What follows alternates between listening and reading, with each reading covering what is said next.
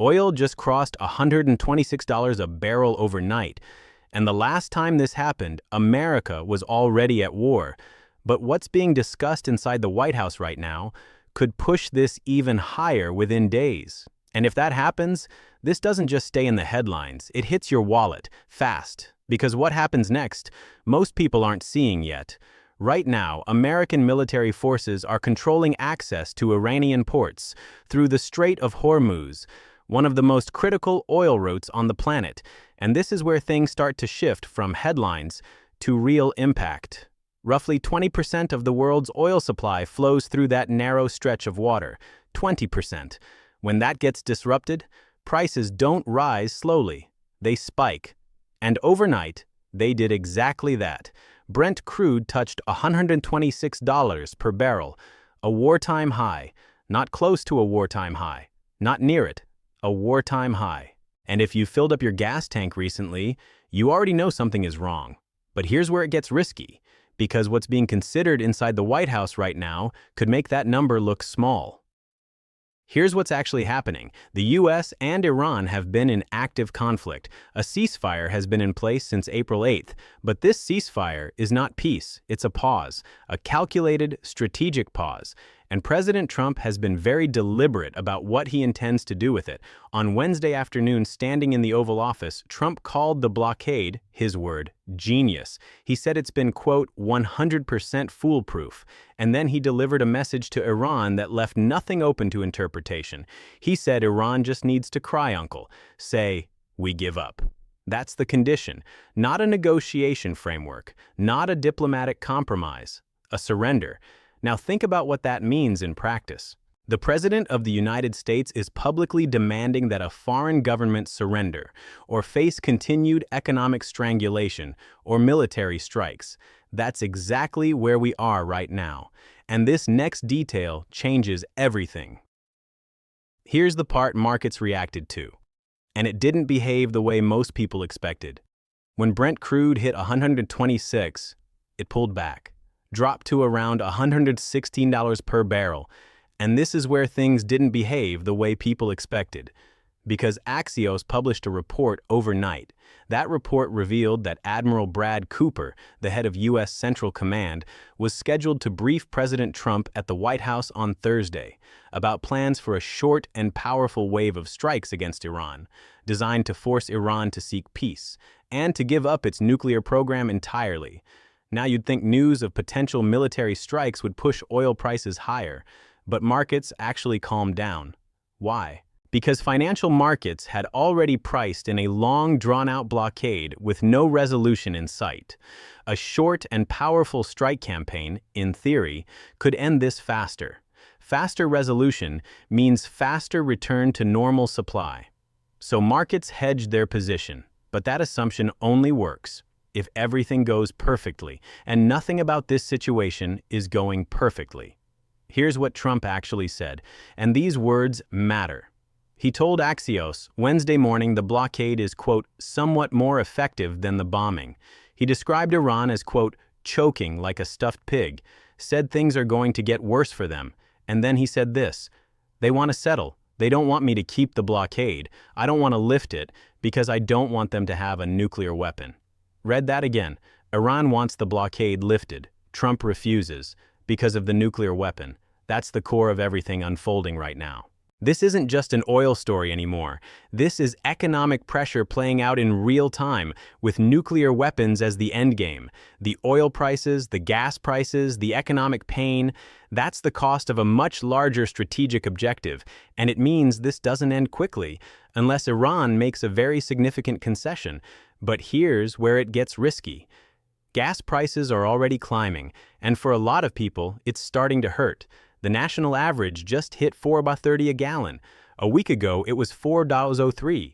That's not slow movement. That's acceleration, and that's the national average. In Los Angeles, a photo circulated this week showing a Chevron station with prices above $8 a gallon.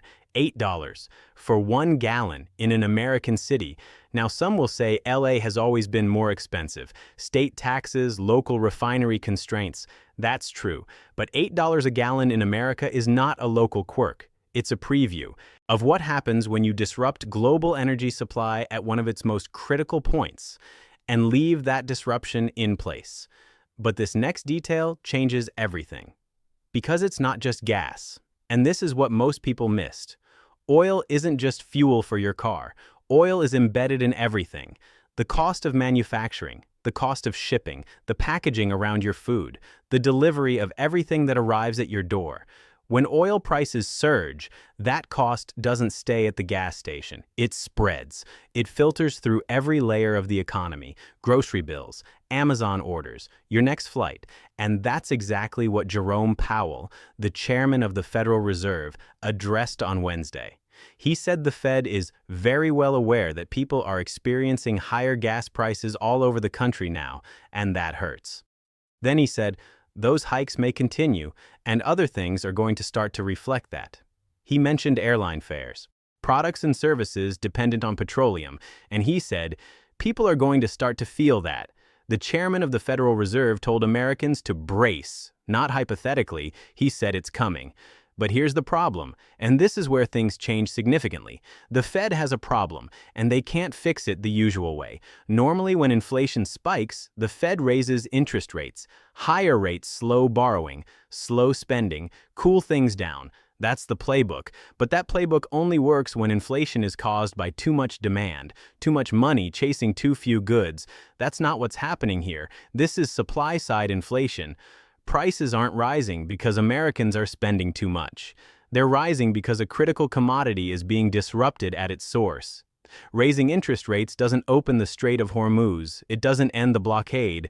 All it does is make mortgages more expensive, credit harder to access, business investment slower. The Fed is watching a fire they cannot put out with the tools they have. Powell is holding rates steady, acknowledging the pain, and hoping this resolves before the damage becomes severe. That's a deeply uncomfortable place for the world's most powerful central bank to be sitting.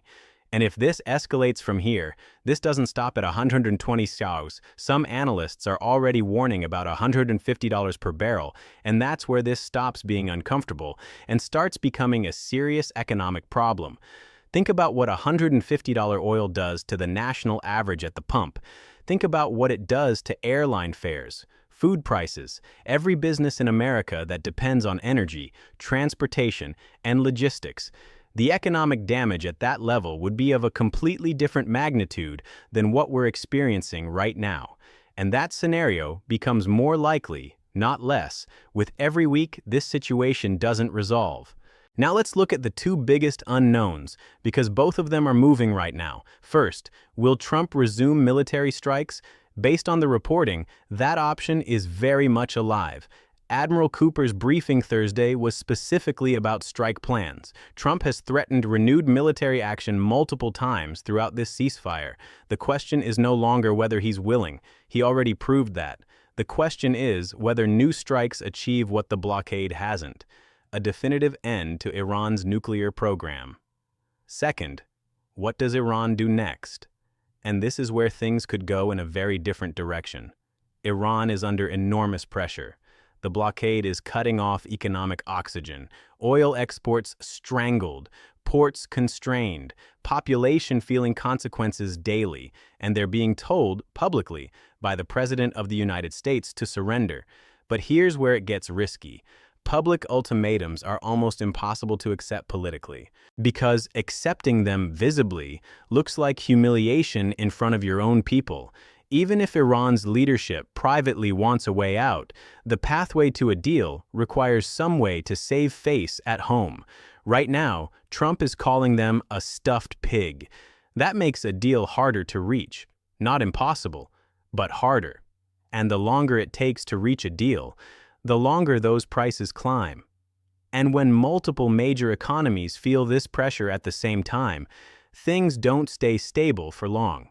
The Strait of Hormuz isn't just an American problem. Europe depends on oil that flows through or near that region. Japan, South Korea, India, all of them are watching this with deep anxiety. All of them are feeling the downstream pressure.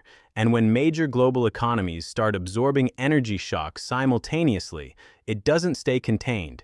It comes back around. in trade, in markets, in the broader economic environment that connects every country in the global system, including the United States. Now here's the part that doesn't get enough attention. 2 decades.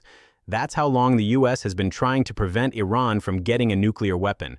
2 decades of sanctions, diplomacy, covert operations, limited military action, targeted deals. None of it produced a final resolution. Iran kept enriching uranium, kept developing its nuclear infrastructure, kept resisting full oversight.